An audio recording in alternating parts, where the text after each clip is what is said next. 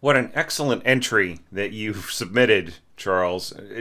Just wonderful to look at your orchestration and to see the careful calculation that you have applied to these pages. And really, I feel this is a first class effort, and it just really makes my job both easy, in the respect that I could just say, well, that was all fine. Okay, on to the next entry.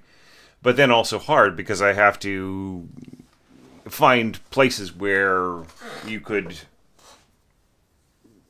rightfully improve certain things. So, I mean, there are some places where you could perhaps think about making the scoring approach stronger. So we'll focus on that a bit, and I'll point out any eccentricities, any possible things about notation or about just little technical aspects as we go. So just to start off with, I'm not so sure, like for me, like for my personal kind of, my personal taste as an orchestrator, I don't know if I would have scored the timpani. It's very effective.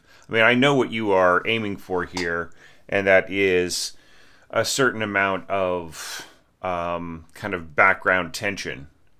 And I'm not so sure that it wouldn't have been just as good to perhaps score this as maybe cello's tremolo, as opposed to the timpani, which has a very it is quite a tense sound. But I'm that's really more of a taste thing than it is like something that's right or wrong. Do you know what I mean?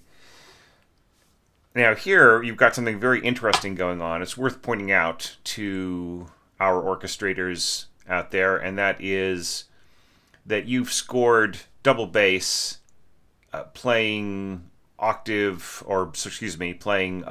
harmonic F sharps here in treble clef. So that would actually sound down an octave, and like on the F sharp at just the first F sharp above middle C in concert pitch, and that would be an octave higher than this tremolo, or these timpani rolls. So, I mean, that's a really cool effect. Certainly unique amongst all the entries that I've looked at so far. So, I mean, that is pretty cool, I've got to say. I think that it's cool the way that you're doubling the F sharp roll with F sharp in the bassoons. I feel that there will be a certain amount of kind of,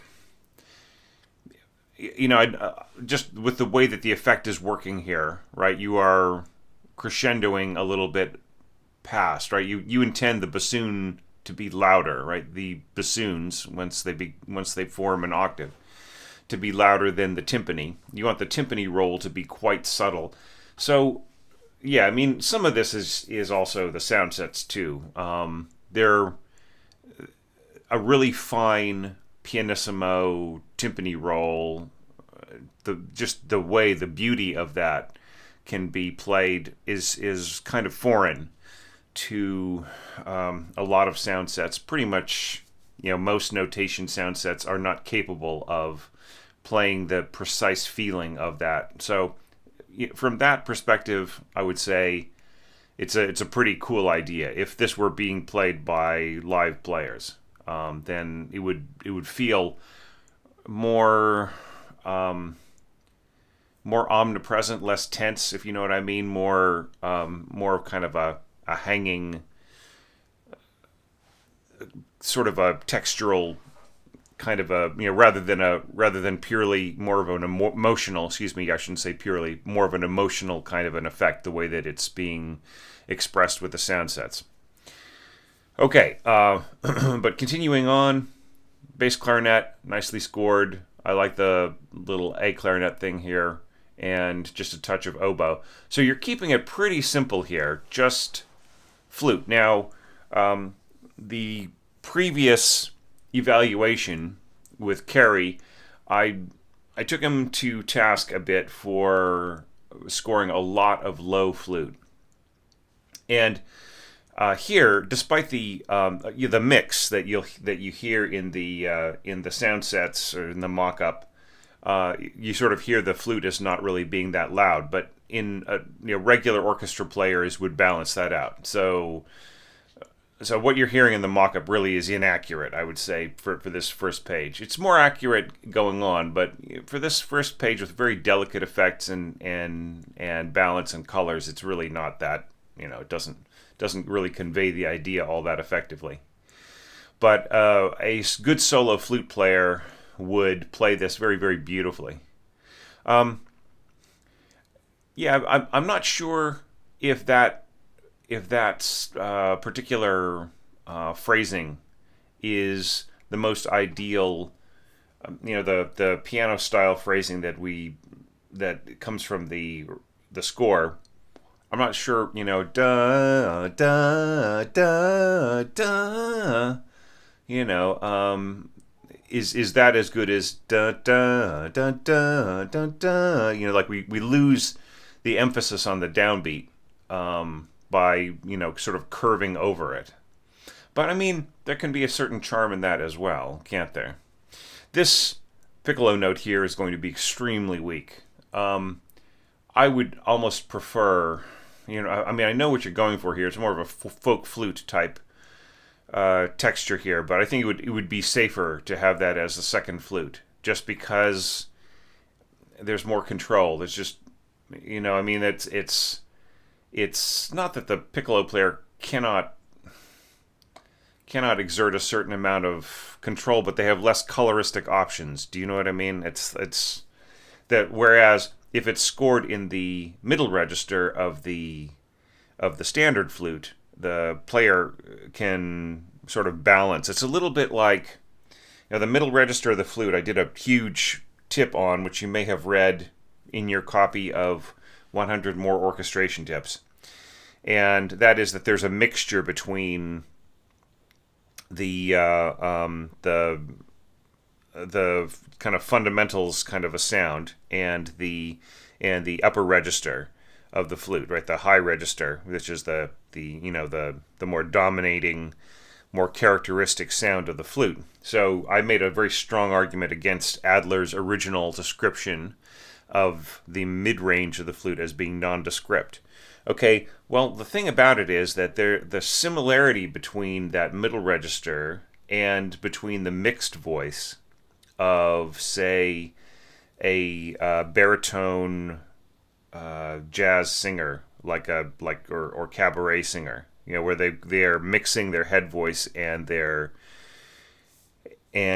chest voice together, right? So that's the quality the intriguing quality of the middle range of the flute, has that as well. And what with a good mixed voice, say like trying to think of like say why was my brain going blank? Well, like typically everybody thinks of Sinatra in terms of that mixed voice, and he had this wonderful ability to bring in more head and less chest, and then reverse it when he wanted to, just for emotional colors, right? And the same thing is true with flute as well. So, or in the middle register. So, anyways, I know that's a really long digression here, but that would be my reason for not using piccolo there, because the piccolo's option is only the equivalent of what we would call chest voice, right? For a singer. So they cannot bring in those qualities of the head voice because of their and it is a very quiet register that is harder to control. But the middle range of the standard flute, the player would be able to blend in much better with all of these other wind colors. Okay, so anyway, so that's my attempt at a really subtle point to match the quality of what you're putting out here. Okay, so next thing is our little development. Da da da da da ba da da da da. Good on you. Look! Somebody got it. My point about the melody. Now you sort of take away from the emphasis of there's like no downbeat here. It doesn't. You're going da da da instead of da da da da da as in the piano score. But I mean that's okay. I'm sort of bowing this. I mean, yeah, it's all good, but I sort of feel that the bowing scheme should match across the section, right? So you should either slur the second violins and tie the cellos, or you should have this be the down bow or this would be a separate bow for all the players, right? Especially because of this, that kind of operatic quality, da da da da da. It could be played slightly cheesily, right? But I mean, really great the way that the second violins take the upper voice there, because there'll be a slightly subsidiary kind of timbre or quality to the seconds as opposed to the firsts, with that with the melody continuing on through the middle there. So on to the second screen here. So we're getting to the bum bum bum bum part. Dun dun dun dun. Here we've got kind of a cool idea here. Piccolo playing in octaves with oboe, then trumpet below, kind of forming a very crisp sound. Now, I'm seeing no indication that the trumpets are intended to be muted. And I would say here, I mean, you can mark oboe, mezzo forte, and trumpets piano, but unless these are muted, kind of in the style of Lili Boulanger herself, then I feel that it will really dominate the oboe sound here. The oboe will just be a subsidiary to the timbre of the trumpets, just because the intenseness of the overtones of the trumpets will tend to dominate. And they'll also, like, if they're muted, they will also combine very beautifully with the piccolo, right? That's just the body of the tone of the trumpets will combine with the fundamental pitch of the piccolo, and then the piccolo's body of tone will be reinforced by the muted trumpets, right? So that would be my recommendation right in here. And then the oboe makes a lot more sense, and it also helps these other elements play. Now here, Charles, I'm going to sort of reiterate what I said to Carrie, and that is that I feel that you are taking the strength of the lower flute for granted here. I would probably want to score this more at, like, say, English horn, or the English horn could take the lower voice of the clarinet, and then the clarinets could fill in some of this. So, yeah, I feel that it's. I mean, you've already got your bass clarinet, so yeah, I mean, I just feel that the flute isn't really contributing a whole lot right in there, and that is a more crucial pitch, right? So, yeah, and then the same thing goes for this middle voice right in here, or this lower voice of the the second flute. I feel that will kind of lose out in the texture, so it would probably be better to have that as maybe second oboe with the first oboe on top here, or maybe English horn or clarinet would just be way better on that lower voice. I think pretty much anything below C in the staff or B it just really has a tendency to get lost in thicker textures, especially if you're marking things like mezzo forte and you got a nice strong cello line right in there. All right, I do like this the way that you're hanging on this with that forte piano, bum bum bum bum. All right, I like that attack there. It's very nice, and just a little bit of icing from harp. I think here you should mark the harp forte, and then here, of course, like piano or even mezzo piano would be better, especially like pianissimo harp playing against pianissimo horn. You'll pretty much losing the harp. In fact, if you really want the sense of kind of plucking right in here that the harp provides, it's really better to go with pizzicato, just to be clearer, right? I mean, I know you want the beauty of the harp here. You'll hear that in the left hand, but the right hand is not so clear, in terms of the balance here. Okay, now let's go to bum bum bum bum bum. I like just a little bit of counterpoint right in there. Once again, extremely weak area of the piccolo, and kind of less capable of playing that beautiful color. Though it is really nice the way that you've got the piccolo as the high voice right there. I mean, I hear what you're doing here with so many winds. It's pretty much just winds plus a little bit of cello at the bottom and some icing from the harp. Now, the icing here on the last two bars is really, really good. I think really effective. That is really what harp does best.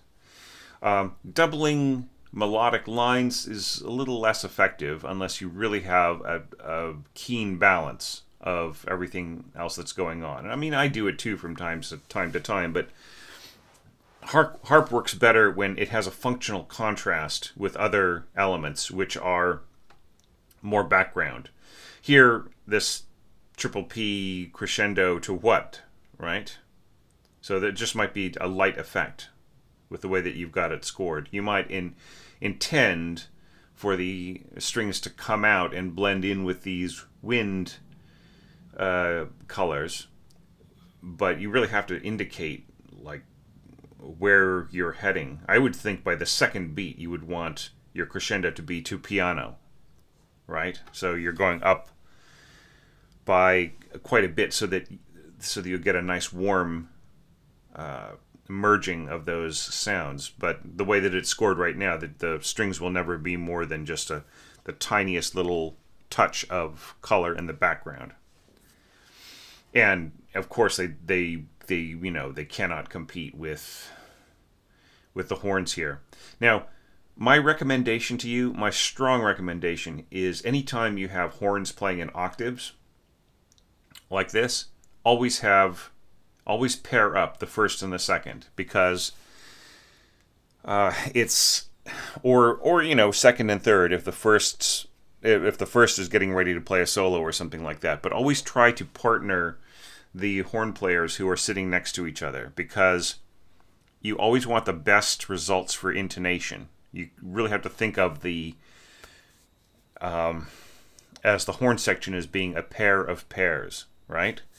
And the relationship in terms of intonation of the first and second player is the most intimate, and they will, if it's just a page of intervals, of two-part intervals, then it really is just better for the first and second player to play together. There's a tip that I released publicly about this if people want to go check it out on the website, and it's also a chapter in 100 More Orchestration Tips, just about the relationships of the horn section.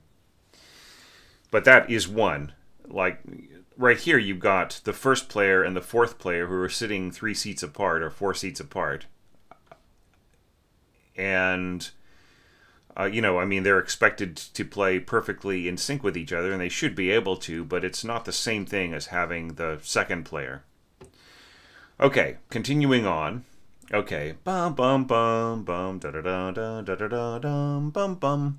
So, one comment that I would make, and that is that really for the whole first, the opening of this score, you really are relying quite heavily on the winds to really introduce things, to comment, to solo, to carry important lines, and so on and so forth. And the strings seem to be pretty submerged. It's not really until here that we start to see them come in, and they really are just thickening what's going on in the winds.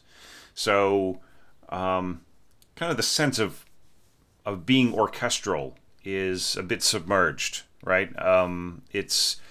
I'm not saying that it's really a wind band score, because you do have some prominent string elements, but yeah, I mean it feels very windy. Do you know what I mean? So yeah, just a comment, just a observation. All right, and there is a lot of piccolo sort of playing, doubling on top, kind of playing octaves with kind of the main register of the melody. Okay, bum bum bum bum. So once again we've got, like, we're reusing what happened before, the piccolo and oboe in octaves, right? And then another thing I would say, watch out for particular effects that kind of return quite often. Other than that, I mean, it's I would just say, it's pretty well orchestrated. But yeah, I mean, then we also have like that really long phrasing. We're seeing just really, really long phrases. So we're not, there isn't a sense of pulse on, or attack on, a downbeat. So we're not hearing da da da da. It's da, right? Or da da, and like here we're getting a tonguing on the downbeat and some instruments aren't, right? So that's another thing that is a little confusing to me. So there isn't a sense of kind of cohesion or pulse on certain beats. Okay. Da da da da da da da.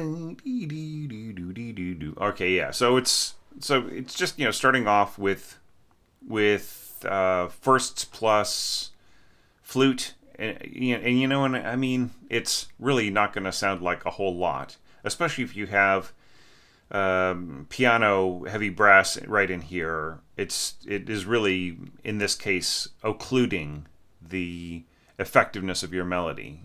You're up. You've got brass, which are already stronger, right? Which are to the strings and winds mezzo piano, right? And even if everybody is thinking of a balance here, it's still, you're having this line sort of emerge from behind the brass right in here. Perhaps that was an error of, like, just kind of not maybe you intended this to be pianissimo and forgot to correct it later. But in which case, okay. But yeah, but the strings should really be out in front of the brass, I feel, especially with this kind of thing, which is just really, it's just some backgroundish harmony, but it's sort of being put in the forefront by the dynamic balance here. Especially if you are putting in, once again, the flute carrying the melody at such a low place.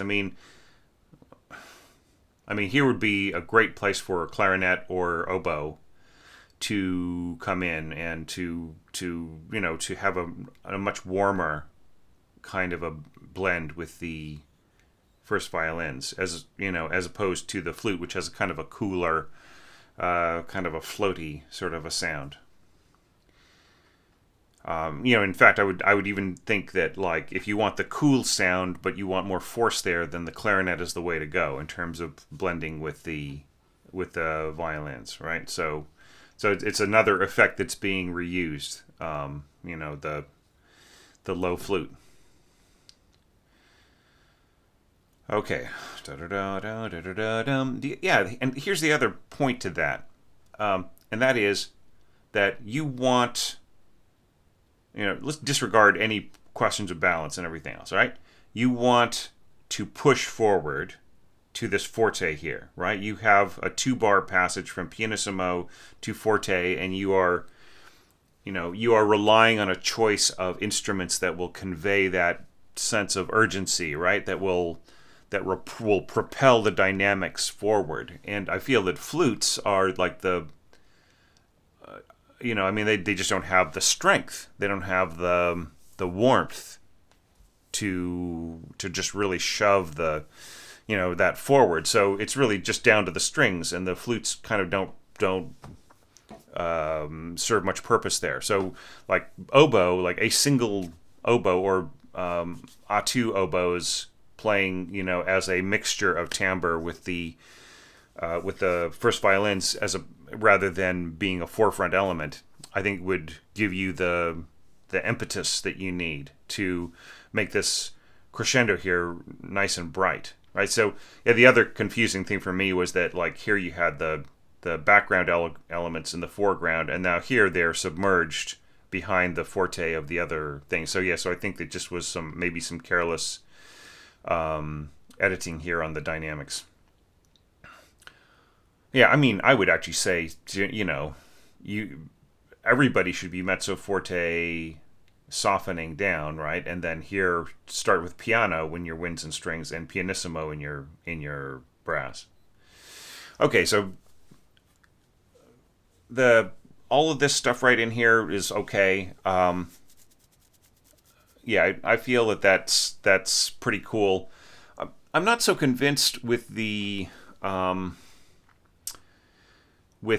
interlocking octaves here, flute and piccolo interlocking with oboes in octaves. I'm not quite sure. It's a cool thing to try out. All right, so it will be effective, but I'm not so sure how, like, the colors will ultimately work out. But it's okay for what it could be. I think that you get a more consistent. Like, you would get a more consistent, reliable kind of mixture with the strings by stacking. It's not so much that. Okay, so it's not so much that I have an issue with that kind of interlocking octave. It's the question that the greater point is who is blending with the strings, right? So you've got octaves here. And the octaves are essentially being supported really by the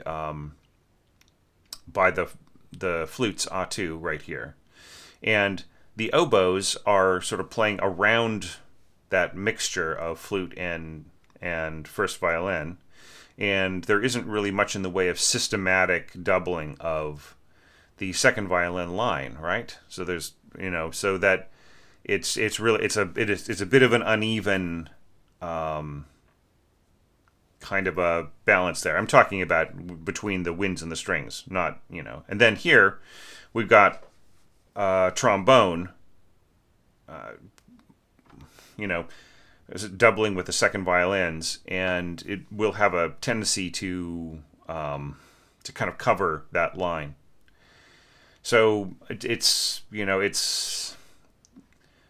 and of course that's also being doubled by trumpet. So that would, I mean, it's a cool combination, but I'm not sure if it's complete. I mean, I'm not saying that there's a ton of things wrong with that, but I'm just a little dubious about the way that the strings are combining with the winds, and I feel that there are ways of making this, like maybe if the strings had been up an octave, or some other kind of I'm just concerned about the middle strings, really, and the strength of the brass right in here. But I mean the mock-up sounds actually pretty good, but that's not an indication of how it will really work. So anyway, so those are I just have some reservations. They're not completely negative, but just some things to think about. All right, so now we're going down here, and once again we've got background elements marked piano, and mezzo forte down to what? Right, we don't know.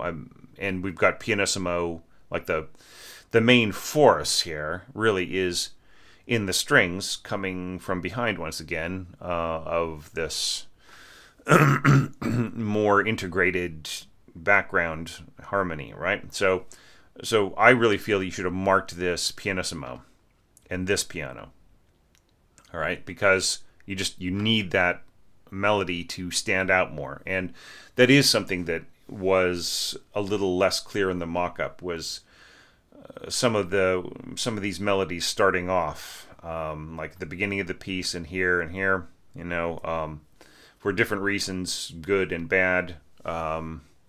So another thing to think about there. And I mean, cool that you've got this tremolo and the bite of the accented winds.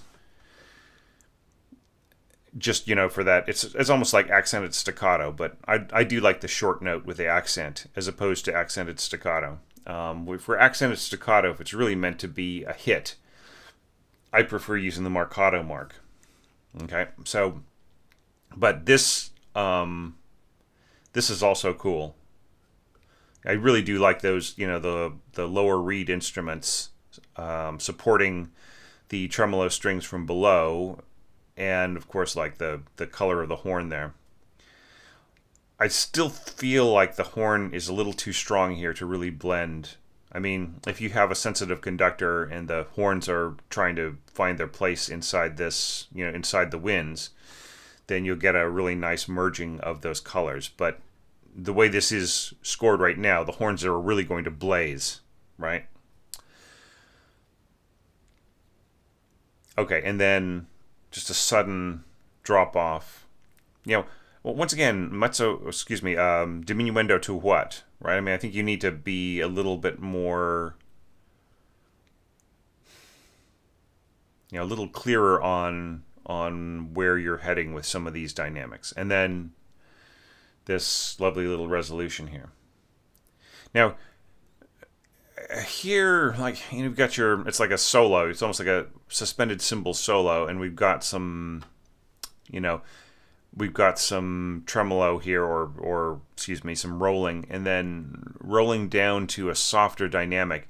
It's almost easier to just like let go, as opposed to diminuendo, right? Because like the sound it's hard to get. I mean, especially if you have soft mallets, right? So like, with sticks, the stick has a slight, there's a way of rolling out of a crescendo back down to a diminuendo with sticks that is harder to do with like the soft mallets, I feel.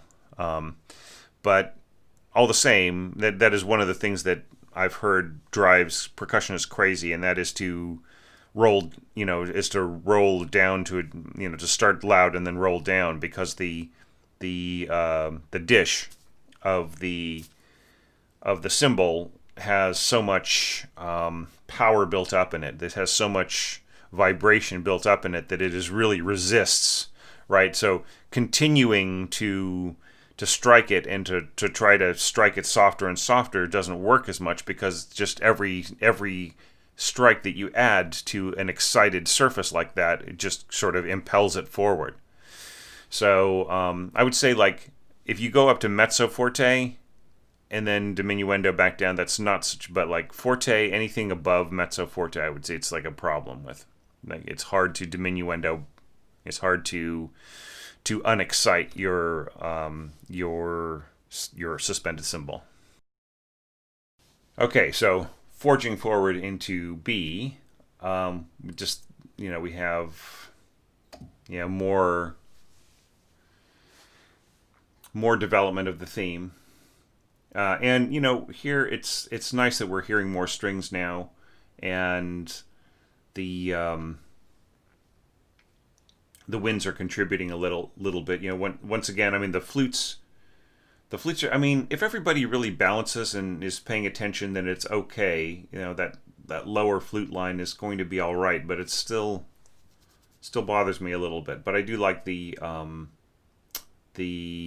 overlapping harmony here. That is really nice.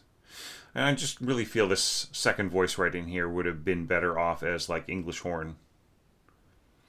There's an interesting thing about English horn, like very soft English horn and low register flute. There definitely is a relationship. Like, over the same series of notes, the English horn can almost fool the ear into, it can actually play an almost flute-like sound. That it can sort of get that more soft, breathy kind of a timbre. I mean, I think that, like, English horn players would understand me, if I were to write on there, with the softness of lower flute. And I feel that would solve a lot of problems for people trying to score passages like this. Okay. Now, I feel this is going to be a very firm note. I don't think you need the accent right there.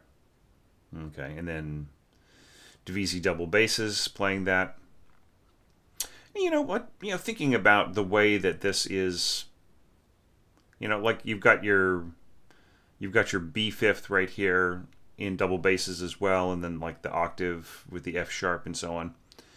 I'm wondering if it's just simpler just to have B octaves and then the fifth in the upper octave, right? So if this were two Bs and then just a single F sharp above, as opposed to having such a low, like a very piano-like low fifth. But it does work with the way that you've scored it. All right, and then so here we've got the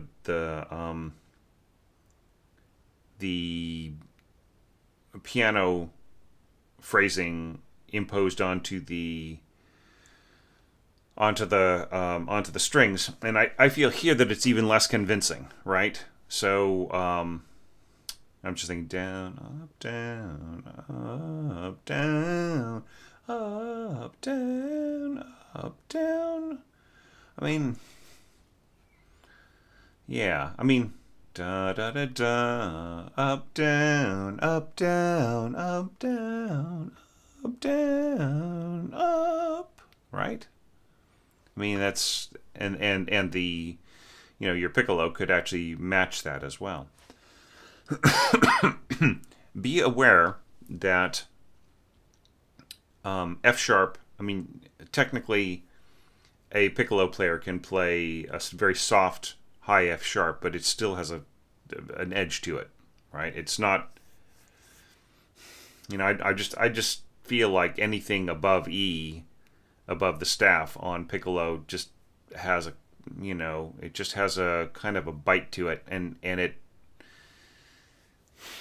it's just a little problematic.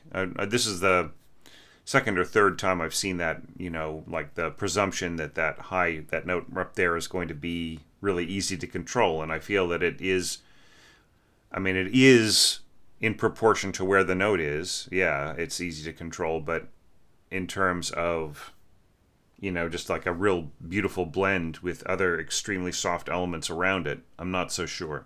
I'm not so convinced. The use of forte piano here in the harmony is really nice.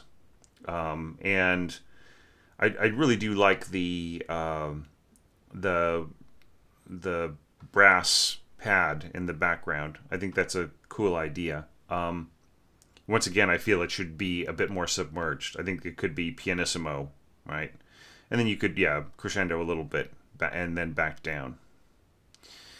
All right, so then going on to bum bum bum bum ba da da da da da da. Okay, celesta, that all works pretty good. Here I would say, like, it's okay for the celesta to come to the forefront more. There's a really nice kind of British sound here. Really, reminds me of Holst, of course. The way that he uses celesta in a few places in the planets, and it's almost like, well, what else are you going to do there? I had harp and pizzicato, and other solutions. So, but I don't really have a big problem with that. But it's just kind of a question of like what can you do, right? When you have a passage like that, if you want to not be pianistic, and yet you have to interpret those pianistic kinds of lines. But just looking at the treatment of the melody here, I feel this is stronger melodic writing, bass clarinet and clarinet in octaves, bum bum bum bum, with divisi violins, right? And then just this continuing on, I don't feel that the piccolo is needed here at all. Clarinet and bass clarinet once again. Strings, same basic strategy. Yeah, oboes. So like you're basically doing double reeds here on the little floating down, and then adding flute on top, and so on. And then just keeping that top voice as flute. I really like the way that you don't push the bassoon too high. That's very wise. Yeah, so I mean it's I like the way that you kind of keep it simple. You could, there's the option of trading off and to sort of vary the colors and everything else, and you don't really get all that much stronger, right? There's this little horn line sticking out very powerfully. You get to a certain point here, a certain elevation with your melody, and you kind of just have a teeny bit of tremolo violins in there. But you could have easily continued on that strategy, and I don't think it would have hurt anything, even though there's so much weight on the lower octave with horn and bass clarinet. I still think that it would have been nice there to have octave strings. Okay, so now we're kind of getting into some kind of past the Brev level evaluation, but I will just make a few brief comments for the Brev level entries. Just out of interest, and so that they have a complete evaluation, but not to belabor it or anything like that. So harp coming to the fore more. That this will work. This will work fine. This kind of octave approach, with the harmonics filling in the octave below, and everything else. So that's all good. Celesta, and once again, like the octave thing is great. So it's good that you've got the cellos coming in here to supply that, right? And then floating down. That's all great. And then suspended cymbal, triangle. I wasn't quite as convinced by this bass drum stroke here. I almost feel like it would have been like to have a kind of a rounder tone, because the main reason is because you're choosing to go to tremolo here, right? So yeah, so I feel like something that has a pitch to it, like a timpani stroke, would be more effective than kind of the sort of deader sound of the orchestral bass drum. Or even, just like if there had been like a combined pizzicato, like a pizzicato double bass, along with the arco, a tremolo. So, right, and then, celesta, bum, bum, bum, bum, bum, and so on. Yeah. And, English horn right in there. You can't go wrong. So, yeah, so I really like the ending. It was really nice. So, yeah, you have a really great score here, and of course I picked it apart and gave you a bunch of kind of alternative approaches and not really objections, but just thoughts about ways of dealing with certain strategies in different ways, and a few cautions here and there. But like really, Charles, great, really great entry, and it's so amazing to have you as part of the community, on Facebook and here on Patreon. And, your input is really valued and your support is really, hugely appreciated over the years. And, I just really feel like there are members that are more than just people who drop in with a supportive comment from time to time, but who actually sort of play a role, whether other people realize it or not. And you're one of them. So thank you so much for that. And I've seen some of your comments on other people's scores and your thoughts, and in general, if you've got anything helpful to add to some of these Brev scores, that would be hugely appreciated as well.